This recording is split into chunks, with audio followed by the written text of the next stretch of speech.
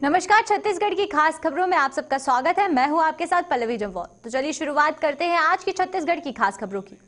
GST सरलीकरण की मांग पर federation of all India traders ने शुक्रवार को भारत बंद का आह्वान किया था। व्यापारियों की मांग जीएसटी में व्याप्त विसंगतियों को दूर कर सरलीकरण किया जाए और कैट के इस बंद को राजधानी रायपुर के व्यापारियों का भरपूर समर्थन मिला है। शहर की अधिकतर दुकानें बंद नजर आई। व्यापारी संगठन महामंत्री मनोज साहू ने कहा कि हमें खुशी है कि हमारे इस बंद का छत्तीसगढ़ प्रदेश कांग्रेस ने भी समर्थन किया है। साथ ही 100 से अधिक अन्य व्यापारी संगठनों ने भी इसका समर्थन किया।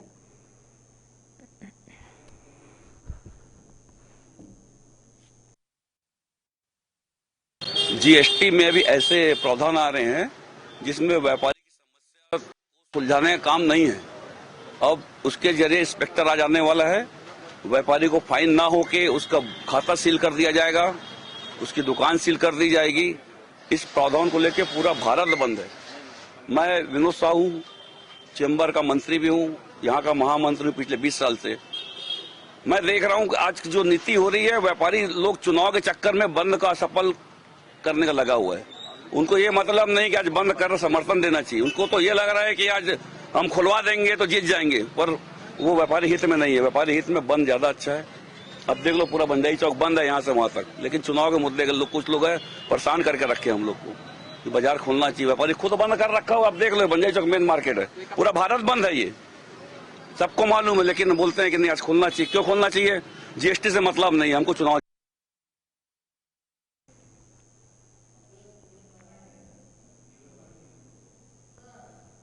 पूरा मामला बेमेतरा जिला की घटना का है। विगत 6 जून 2020 को घटना को अंजाम देने वाले आरोपी सूरज प्रजापति, जो कि मूल्यतः झारखंड का रहने वाला है, पेशे से ट्रक ड्राइवर है और रायपुर में रहकर कार्य करता है, जून 2020 को घटना को अंजाम दिया था। वहीं इस पूरी घटना में पुलिस को काफी मुशक्कत के बाद सफलता मिली है और उस पर धारा 363, 67 और 376 पॉस्को एक्ट के तहत मामले में गिरफ्तार कर लिया गया है। बेमेतरा न्यायालय में सुनवाई चल रही थी और आज पूरे मामले में आरोपी सूरज प्रजापति को दोषी पाया गया है।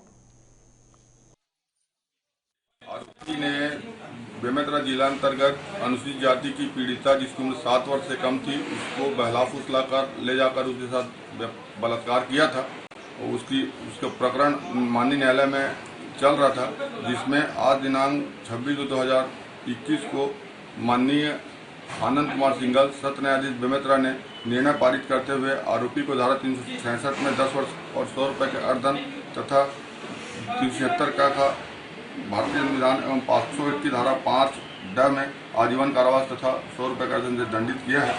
आजीवन कारावास का अभिप्राय अभियुक्त के शेष प्राकृतिक जीवन काल के लिए कारावास।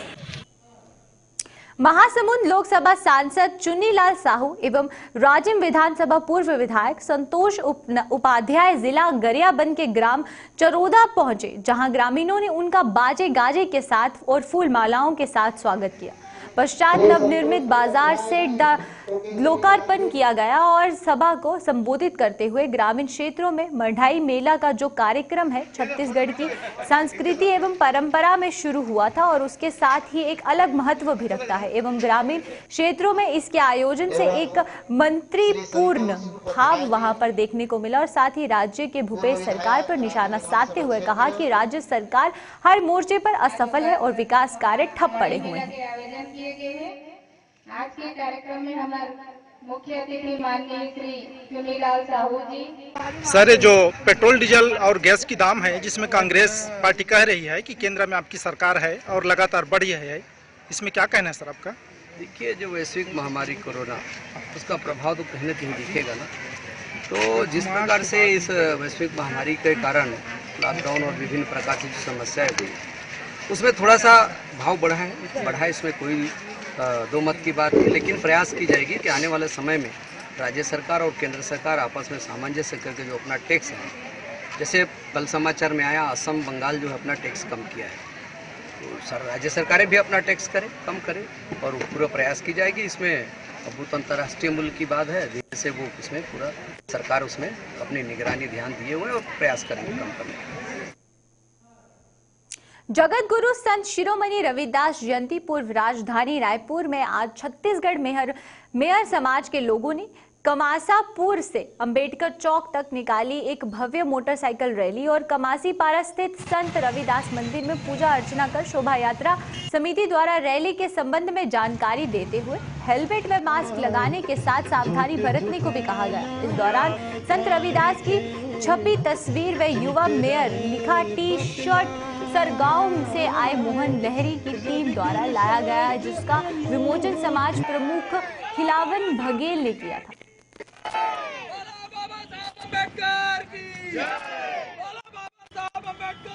ये हम लोग हर वर्ष रविदास जयंती के उपलक्ष्य जयंती के पावन अवसर पर 2 दिन पहले गुरु जी का अपन शोभा यात्रा निकालते हैं। इस बार कोविड-19 को देखते हुए शासन प्रशासन के आदेश को देखते हुए हम लोग इस बार बाइक रैली कर रहे हैं और जो धूम धड़ाका से नहीं होकर इस बार सादा सिंपल निकाल रहे हैं।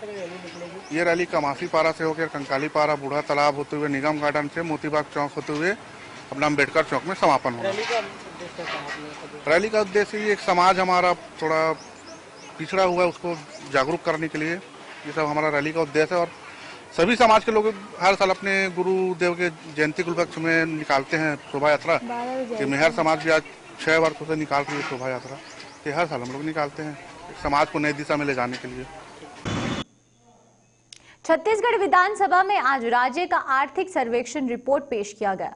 राज्य के खाद्य मंत्री अमरजीत भगत ने आर्थिक सर्वेक्षण रिपोर्ट पेश करते हुए कहा कि राज्य सरकार की नीतियों के कारण विपरीत परिस्थितियों में भी राज्य का प्रदर्शन देश के अन्य राज्यों की तुलना में बेहतर रहा है। हालांकि विपक्ष ने सकल घरेलू उत्पाद की दर में कमी को चिंताजनक बताया है। पेश है इसी पर हमारी एक रिपोर्ट।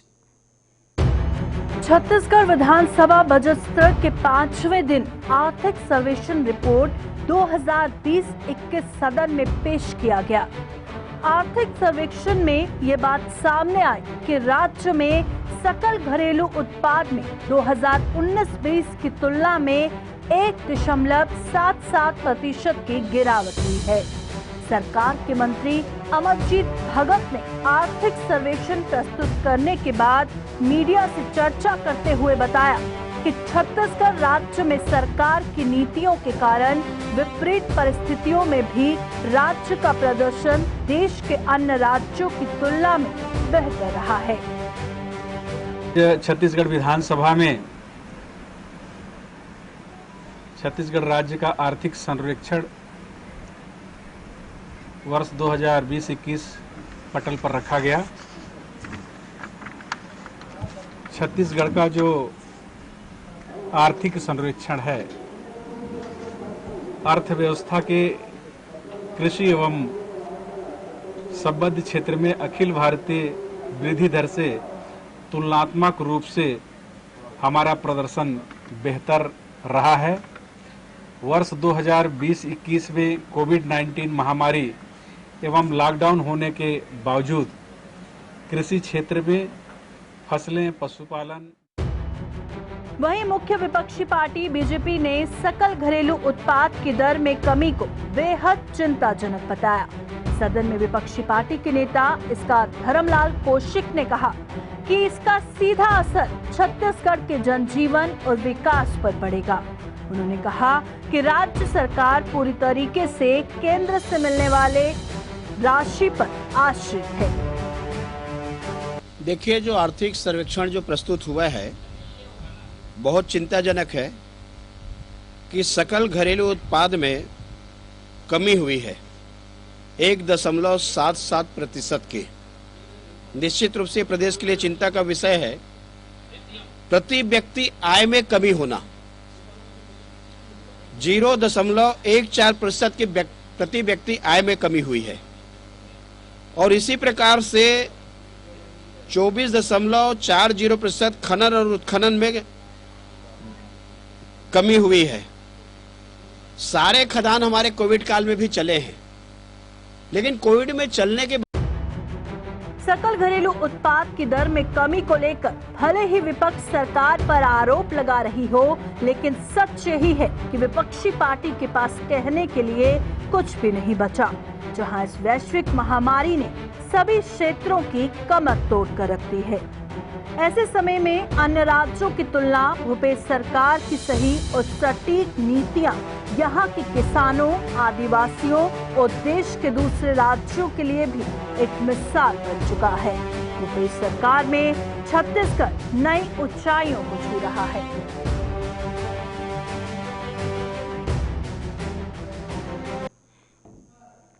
छत्तीसगढ़ के राज्यपाल सुश्री अनुसुईया उइके ने आज राजनांदगांव पहुंचे और स्थानीय सर्किट हाउस में उन्होंने पत्रकारों से चर्चा की और पटेश्वर धाम जाने का प्रस्थान किया।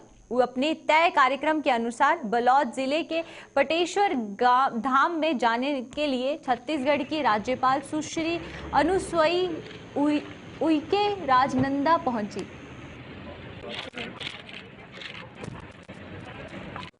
मैं बालोद जिला में एक पाटेश्वर धाम करके एक स्थल है और वहाँ पर पूरा जो क्षेत्र है पूरा ट्राइबल का क्षेत्र पड़ता है। तो कुछ दिन पूर्व वो लोग मुझसे राजभवन में आकर मिले थे और उन्होंने आग्रह किया था कि आप हमारे क्षेत्र में आइए, और विशेष तौर पर अधिकांश क्षेत्र भी वो 5वीं अनुसूची क्षेत्र में भी आता है। तो करीब 40-50 लोग जो हैं मेरे पास, ग्रामीण और महिला पुरुष सब आए हुए थे। और तो बोला कि ये वहाँ पर जो एक आश्रम है, वहाँ पर एक बहुत ही मतलब एक जो गुरुजी है और बालकदास जी हैं, और ये एक सोशल उनकी गतिविधि भी चलती है। काफ़ी सामाजिक कार्य वहाँ उस क्षेत्र में करते रहते हैं। तो उन्होंने भी मुझे आग्रह किया था कि आप एक बार जरूर आएं। तो मैंने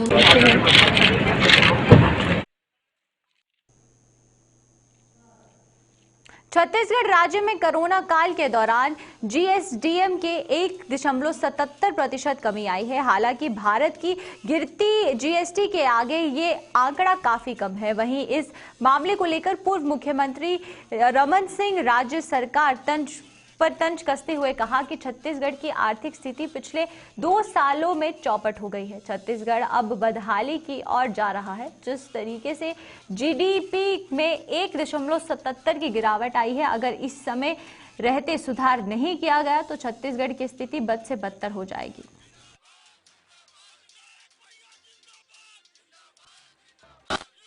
आज वर्ष 2020-21 का आर्थिक सर्वेक्षण प्रस्तुत हुआ और ये आर्थिक सर्वेक्षण किसी भी राज्य के आर्थिक स्थिति के बारे में पूरा के पूरा विवरण रहता है। और मैं कह सकता हूं कि छत्तीसगढ़ की आर्थिक स्थिति जिस प्रकार इस 2 साल में चौपट हुई है, और कल ही मैंने इसके लिए भूपेश सरकार को चिताया था कि आर्थिक रूप से छत्तीसगढ़ बदहाली की ओर जा रहा है, और ये सर्वेक्षण में इस बात को स्पष्ट कर दिया। आज के हम सकल घरेलू उत्पाद में 2019-20 की तुलना में 1.77% की गिरावट, जीडीपी में जो गिरावट आई है, और उसके साथ ही साथ उद्योग क्षेत्र में 5.28% की कमी आई है।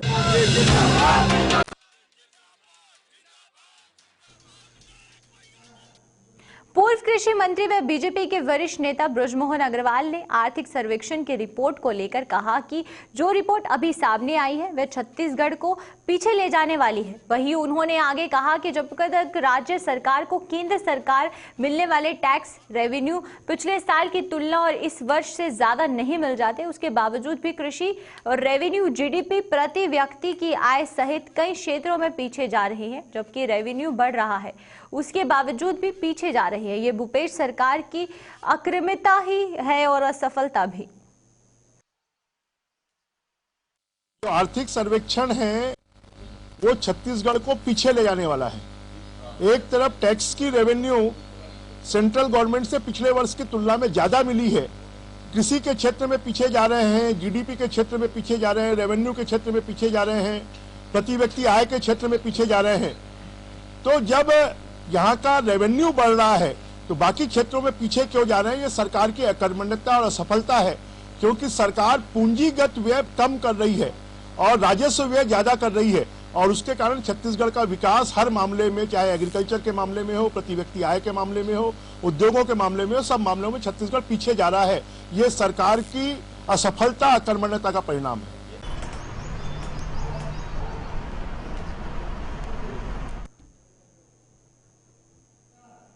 आज के छत्तीसगढ़ की खास खबरों में फिलहाल इतना ही। मुझे और मेरी पूरी टीम को दीजिए इजाजत। नमस्कार।